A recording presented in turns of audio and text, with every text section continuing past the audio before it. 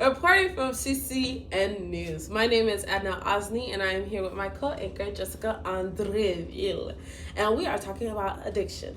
The main question that is being asked in today's society is addiction a medical disease or is it a moral defect? Now, Jessica, what is your opinion about this question? Well, thanks, Adnell, for that question, and I'll be more than happy to answer first and foremost with my opinion, and then we'll get into like more of statistics, facts, and things like that. So, for me personally, I just feel like it could be a mixture of both. I don't think one can cancel out the other. It can be both. I just feel like a lot of times people may or may not take or use drugs and become addicted. Not just drugs, but any type of addiction, and it doesn't necessarily make them morally defected. It just may be something more to that. So according to this article that I had summarized, this study examines the knowledge individuals use to make judgments about persons with substance use disorder. It shows that there's a cultural model of addiction casualty that is both shared and contested. Results suggest that approaches to substance use education could contribute to stigma attribution, which may or may not be inadvertent. Stigma associated with substance use and abuse creates a vicious cycle of disapproval for users.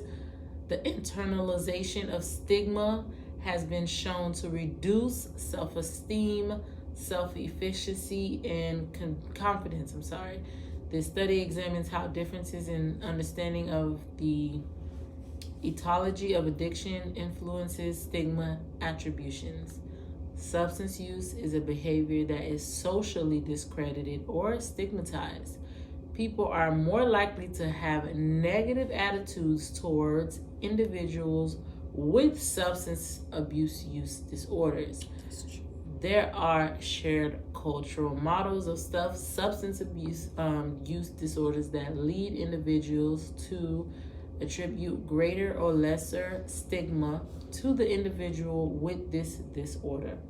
The cultural construction of mood disorders has been examined extensively. Less attention has been devoted to how people conceptualize substance use disorders. Explicitly invoke the notion of cultural beliefs in their research on stigma. Cultural factors can play a role in substance use disorder. Culture is understood to be composed of various cultural models that enable individuals to organize and understand the world around them. An underappreciated feature of culture domain analysis is its utility in the study of multicentric cultural domain. Specific subgroups may privilege the importance of certain features over one set of causes versus another.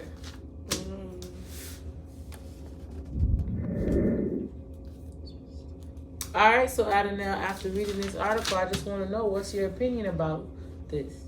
Well, addiction is, in my opinion, is both a medical disease and a moral defect, because biologically, the way the body works is different for some other people than others. So everyone that you meet could have a different problem that you don't understand because you yourself aren't going through it. So that's why I believe that addiction is a medical disease that needs to have medical professional help in order to overcome it. And it's also a moral defect because many people they grow up in situations that other people don't, so they deal with those situations than most. Because we could look at them and be like, oh, but why are they doing that? Why are they doing this? They could have done that. But we don't understand what they went through. So it could just be something that they grew up in time, or when they were born, it was just around them. So it could be both, in my opinion. And to piggyback on what your article, I have an article that ties into it, and it goes like this. In the United States, 2.6 million individuals are diagnosed with abuse and dependency to drugs or alcohol each year.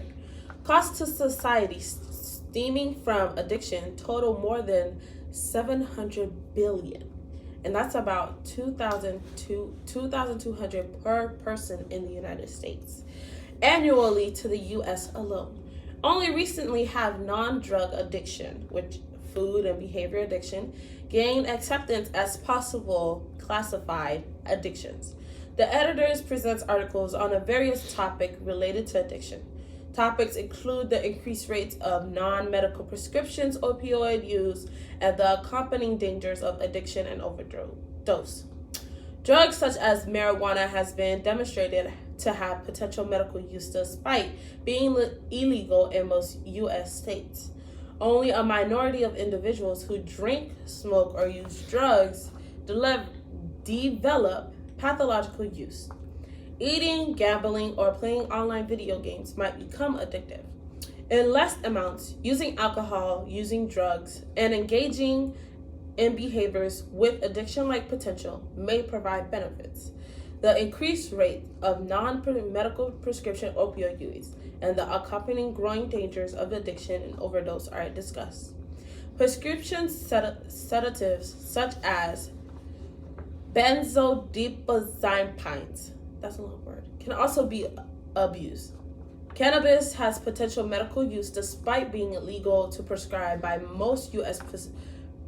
physicians. In this issue of the Yale Journal of Biology and Medicine, the editors present articles on a various of topics related to addiction. Topics include increasing rate of non-medical prescription opioid use and the accompanying dangers of addiction and overdose. Drugs such as marijuana has been demonstrated to have potential medical use despite it being illegal in most states. Smoking, tobacco, and obesity are the two leading causes of preventable death in the United States. All right. So that was great. I love both. So what we're gonna do now is we have some videos that we want you to see about different people's opinions that we kind of went and interviewed to see how does other people who don't suffer with addiction, what do they think about it, whether or not it's a moral defect or if it's a mental illness. Hi, we are with Ms. Lasagna Smith-Hollins, the academic coordinator of Student Support Services, and today we're going to ask her a few questions about addiction. So, Ms. Lasagna, yes. Do you think, on your opinion, is addiction a medical disease or is it based on someone's moral character? I think it is a medical disease because a lot of kids are oftentimes born addicted to drugs and they don't get the necessary treatment in order for them to overcome this addiction. So I think it could be medical. Or certain people may have medical conditions that require them to use drugs, and therefore sometimes they become addicted because they use the drugs as kind of like a codependent. Okay. Why do you think addiction is so hard to overcome? Well, I think there is very little support as it relates to a person who is addicted to drugs. People are often judgmental when it comes to addiction. Like they're not sensitive to the subject. They really think that that's their problem and not my own. And they don't see it as a community issue because if someone is abusing drugs, that means that they have points of desperation to where they could start committing crimes in order to get the drugs. And they're not, functional citizens in society. Like they're not able to, maintain a family, maintain a job, have a decent place to live because of that. Because basically their life is addiction and they're trying to do whatever they can to get the drugs, and so they can't function as normal citizens of society. Okay. How can we as a society help to combat addiction? Well, I think that we should have more support programs for those people who are addicted. I think that we should involve the families of those people who have addictions, because if we involve the family, that can help with the healing process. If they feel supported and they feel like, they're loved and their family values them, because a lot of people don't feel valued by their family oftentimes when they're going through like drug addictions. I've watched a ton of shows like I think there was one show called Intervention or something like that, where I saw that the families were like kind of like over and done with the person or whatever, instead of just like, continuing to turn a blind eye and deaf ear to what their past issues were, and because I guess people had stolen from their families and alienated their families and abandoned their families and things like that. And it's like they took this personal, as far as like, how the person was acting, and not even looking at the fact that the person had an issue, which was addiction. So I think if we could, just be more supportive as a community and sensitive to the needs of the person who is addicted, I think they can help overcome their sickness. Okay. Thank you, Ms. Hollins, for your time and for your patience. All right. Margaret. I believe addiction is more medically based than character based. I feel like, trying a drug is one thing, but once you form a medical dependence on it, like your brain and your body starts to act in physiological ways that, make a dependence on the drug, which then makes addiction. So you kind of just end up craving the drug in a way that's far beyond like mentally and more on a body level.